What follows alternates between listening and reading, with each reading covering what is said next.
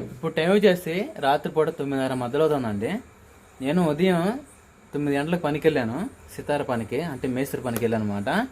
పనికి వెళ్ళి వచ్చిన తర్వాత రాజకుమారి నా భార్య ఉంది కదా, ఇంకా ఈరోజు మెత్తల కూర అలానే ఇంకా వేడి అన్నం రాసంగడి చేసి ఇంకా భోజనం అయితే పెట్టేసి ముగ్గురు పిల్లలకి తినిపించేసి ఇంకా నిద్రపుచ్చేసిన తర్వాత ఇంకా నిద్రపోదని చెప్పేసి రిలీఫ్గా ఇప్పుడు ఖాళీ సమయం దొరికితే నేను ఒక అరగంట పెట్టి మనకి యూట్యూబ్ ఛానల్ ఉంది కాబట్టి దీంట్లో వీడియో పోస్ట్ చేసుకుంటా ఖాళీగా ఉన్నాను. కానీ ఆడవాళ్ళు మాత్రం అసలుకి 24 అవర్స్ నాన్ స్టాప్గా పనిచేస్తారంటే చేస్తారని నాకు ఇప్పుడే తెలిసిందన్నమాట. అది ఎలాగంటే చూపిస్తా పదండి.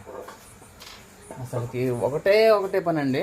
ఉదయం నాతో పాటు నాకంటే ముందుగానే 5:30 కల్లా లేచిద్ది. 5:30 కల్లా లేచి ఇంట్లో పనులు, పిల్లలు, అన్ని పనులు ఎంత సకలంగా చూసుకుంటుందో.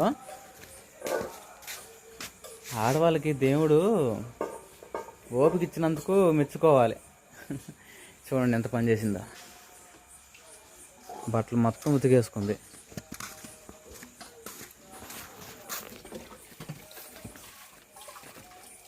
హలో మేడం, టైం 10:10 అవుతుంది. ఇప్పటికి అయిపోయేది. పిల్లలు ముగ్గురు నిద్రపుచ్చాను, నేను నిద్రపోదాను, నిద్ర పట్టట్లా. ఇప్పుడు దాకా దమ్మ శబ్దాలు, అంట్లు ఏందో అక్కడ చంద్రముఖి నడుతుందేమో అనుకొని వచ్చాను. ఇక్కడ ఉన్నావు చంద్రముఖి లాగా నువ్వు.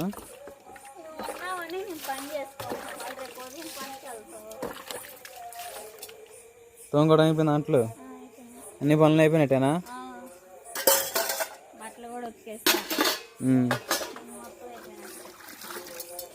ఇంకేం సంగతి?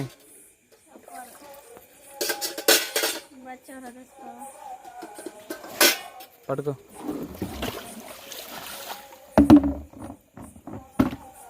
ఏంటి దాంట్లో?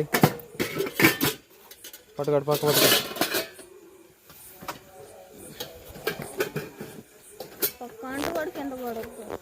ఏంటి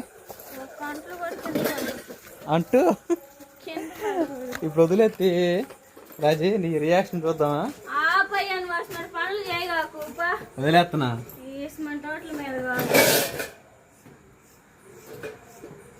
వదిలేస్తున్నా రాజీ, నిజంగానే వదిలేస్తున్నా.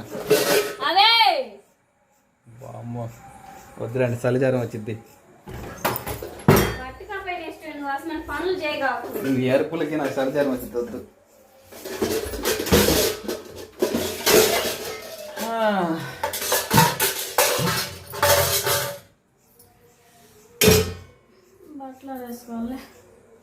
ఇంకా అయిపోలేదా?